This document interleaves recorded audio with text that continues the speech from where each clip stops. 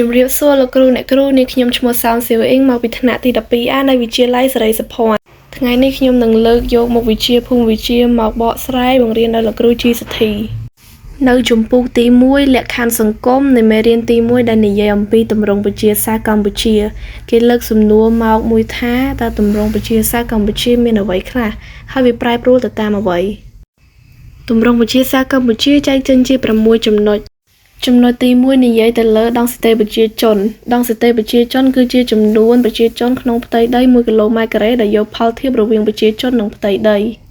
ចំណុចទី 2 នោះគឺអត្រាលទ្ធភាពបង្កកំណើតដែលជាចំនួនកូនមធ្យមនៃស្ត្រីម្នាក់អាចបង្កកំណើតបានក្នុងដំណាក់បន្តពូជ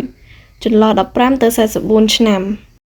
ចំណុចទី 3 គឺអត្រាភេទជាផលធៀបរវាងមនុស្សប្រុសទៅនឹងមនុស្សស្រីគុណនឹង100នាក់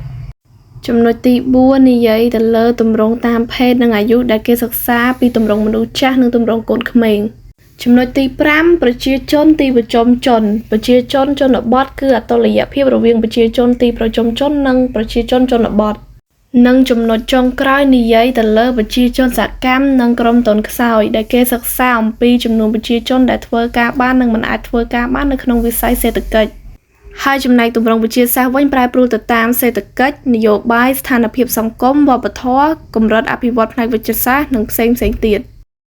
អញ្ចឹងចំណុចទី 1 របស់យើងបានបកស្រាយរួចរាល់អរគុណសម្រាប់ការទស្សនាវីដេអូសូមជម្រាបលា